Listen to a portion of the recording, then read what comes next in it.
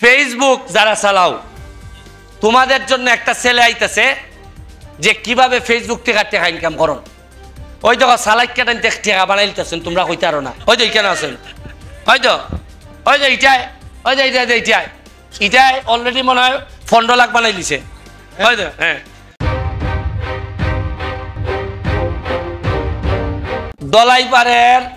দলাইপাড় উন্নয়ন কমিটি নামে আমার সালাম তালুকদার মামা আসেন, যারা আসেন আপনারা একটা কমিটি করুন।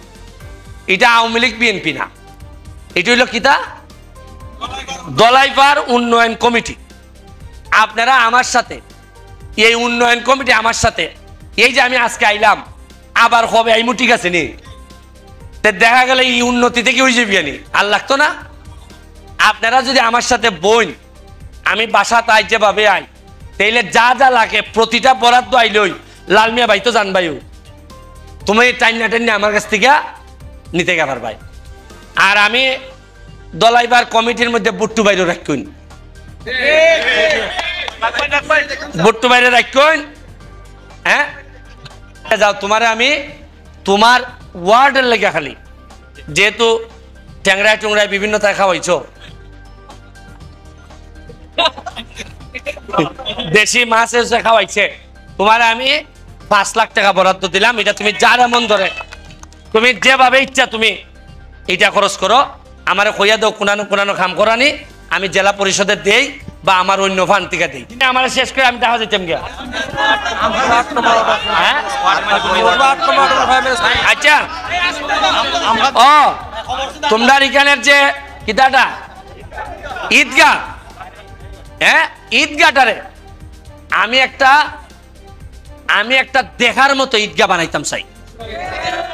এটার সাইটি দেয় এমন ভাবে সুন্দর কারুকাজ কইরা একটা দেখার মতো একটা ঈদগাহ বানাইতাম চাই। আমি আমার কইতার তো নাই জিগাও, 11টা দিন এই যে এলাকার ব্যারিস্টার হিসেবে অত কাজ করি, বউ বুলাবুলি লই আছে, সুখে আছে, একটা দিন খাওয়া হয়েছে নি জিগাও?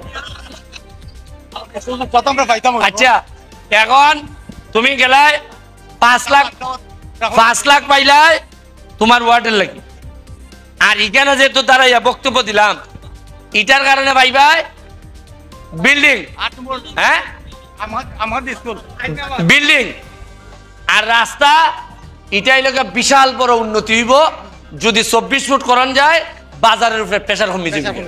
এটা একটা বাইপাস রোড হয়ে যাবে, আর দাম বাইরা এই রোডটা যদি বড় করান যায়, তাইলে কিন্তু মানুষ আই এইখানে জায়গা রাখতে শুরু করব।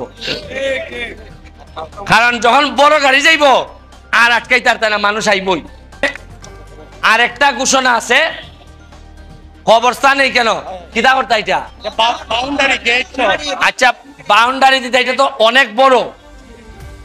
এই কবরের মধ্যে আমার একজন বন্ধু এখানের মধ্যে আছে শুইয়া, যারা আমি অনেক ভালোবাসতাম, আমাদের শামসুল, এখানের মধ্যে তার খবরটা আছে। আমি এদিকে গেলই 2টা জায়গার মধ্যে নজর দেওয়া যায়। একটু এখানে একটা খবর আছে না রাস্তার কোনাত, না একটা খবর ডাইন দিকে সিঙ্গেল খবর, হ্যাঁ ফিসাবের খবর। আর ওই লোকে এইদিকে দেখে যায় শামসুলের খবরটা, এখন আর চিহ্ন নাই। আমি চেষ্টা করবো তুমি এটা যত তাড়াতাড়ি সম্ভব, বাউন্ডারি হইল এটা হইল, আর হইল গিয়া রাস্তাটা কালকে তে শুরু হইব, কিতা করণ যায় রিভাইজ করিয়া।